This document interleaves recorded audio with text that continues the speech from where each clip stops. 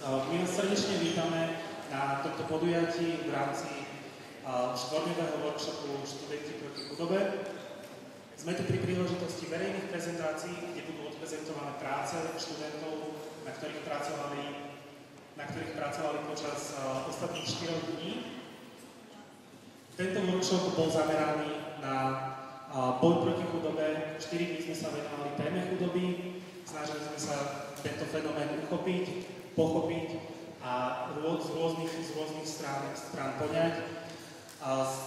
Stretlo sa tu v Bratislave 17 študentov z takmer celého Slovenska, ktorí pracovali, a dnes vy budete mať príležitosť uvidieť výsledky ich práce. Zároveň by som chcel privítať ctených hostí.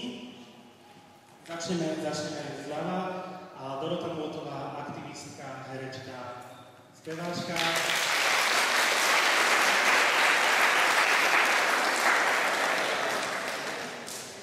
Sociologička doktorka Zuzana Kusa.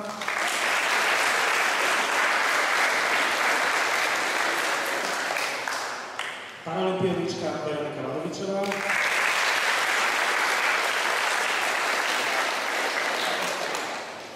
A poslankyňa Európskeho parlamentu Katarína Búza.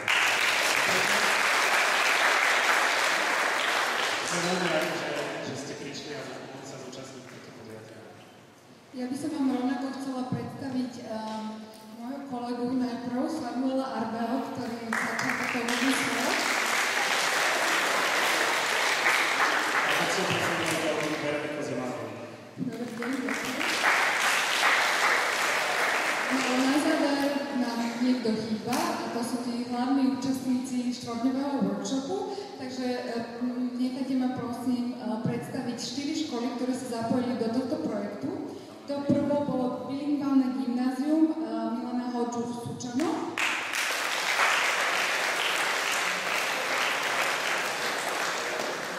Druhým gymnáziom bolo gymnázium Bernolákova v Šuranoch.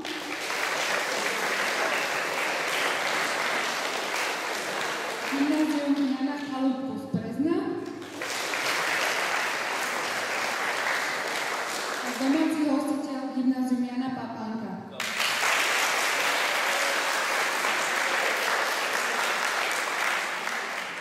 Ja teraz v krátkosti predstavím program, ktorý máme prichystaný pre vás na najbližšiu hodinku a pol. Budete počuť prezentácia práce jednotlivých študentov, ktorí boli rozdelení do 4 skupín. Ako prvý sa so svojou prácou predstavia skupina, ktorá sa volá Europe News. Sú to novinári, ktorí zaznamenávali počas tohto štvorňového workshopu všetky dôležité informácie. Mohli ste si nájsť už časť z nich na laviciach, na ktorých sedíte. Oni vám odprezentujú svoju prácu. Po nich bude nasledovať, spolu s nimi boli v skupine aj tzv. Kampanieri, ktorí vytvárali kampaň, mobilizačnú kampaň, ktorú vidíte a ktorá vás by mala motivovať zahlasovať za jednu z týchto fiktívnych politických strán, ktoré následne odprezentujú svoje politické programy na tému boja proti chudobe. Budú mať krátke 10-minútové prezentácie a budú sa vás snažiť presvedčiť o to, aby ste v záverečnom hlasovaní zahlasovali práve za ich program a za ich stranu. Po týchto prezentáciách dostanú priestor hostia a dostanete priestor taktiež vy. Bude tzv. Verejná diskusia, kedy vy sa môžete spýtať ktorýkoľvek z politických strán niečo, čo vás zaujalo v ich programe, prípadne okomentovať niečo, o čom jednotlivé politické strany hovorujú.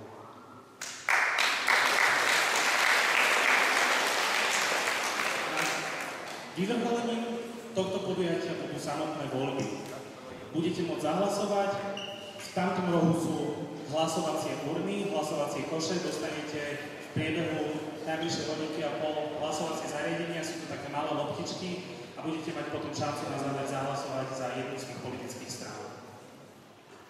Ale predtým, ako začneme vôbec prezentácie našich politických strán a samotné voľby, ešte by som vám chcela predstaviť veľmi dôležitých ľudí, ktorí sa zapojili do tohto projektu. A prvým z nich je teda Juraj Pál, ktorý je projektný.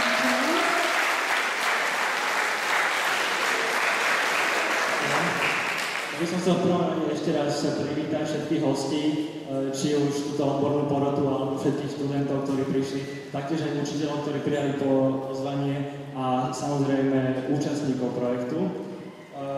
Projekt je iniciatívou neformálnej skupiny Club Dreams and Teams, ktorá vznikla v rámci projektu Dreams and Teams, ktorý spadá pod záštitu Britskej rady a reagovali sme vlastne na vyhlásený Európsky rok boja proti chudobe a sociálnemu vylúčeniu. Projekt je realizovaný vďaka finančnej podpore Ministerstva školstva Slovenskej republiky v rámci programu ADAM, čo znamená aktivity detí a mládeže. Chcel by som sa poďakovať najmä Fondu sociálneho rozvoja, ktorý podporil túto aktivitu a tieto prezentácie svojou účasťou. Taktiež nám poskytli veľmi hodnotné dary pre študentov a taktiež dám do pozornosti web stránku, kde nájdete aj rôzne iné podujatia v rámci tohto roka. Taktiež sa chcem poďakovať aj facilitátorom z PDCS, ktorí prijali pozvanie do projektu a urobili naozaj dobrú prácu počas 4 dní. Prajem vám teda príjemný zážitok z prezentácií a ďakujem ešte raz. Ďalej by som poprosila na pódium reprezentanta z Fondu sociálneho rozvoja. Nech nám niečo povie o tejto organizácii. Dobrý deň, takže moje meno je Jan Mráz, som z Fondu sociálneho rozvoja spolu s kolegom Pavlom Jablonickým. Ako už Juraj povedal, tak kontext celého tohto podujatia je Európsky rok boja proti chudobe a sociálnemu vylúčeniu 2010, ktorý vyhlásila Rada a Európsky parlament. Ten pozostáva jednak z mobilizačnej kampane, jednak z mnohých podujatí, do ktorých by sa mali zapojiť práve aktívne svojou účasťou čo najširšie napríklad študenti, verejnosť, organizácie.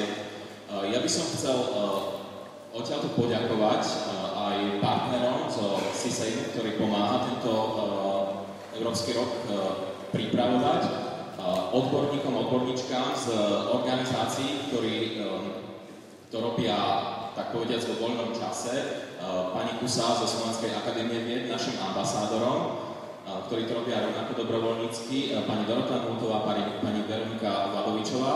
A v neposlednom rade musím poďakovať za pozvanie na toto podujatie a za organizáciu Jurajovi Pálovi a všetkým tým, ktorí sa podielali na jeho príprave.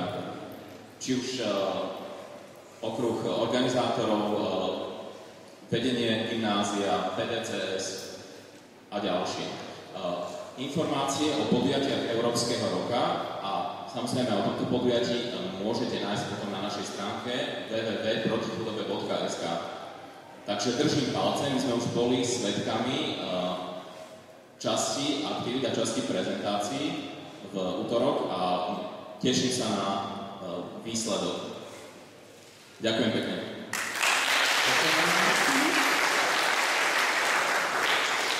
Na záver by som chcela poprosiť pani riaditeľku, aby mala nejaké úvodné slovo do tohto projektu a vlastne tak symbolicky otvorila našu verejnú prezentáciu.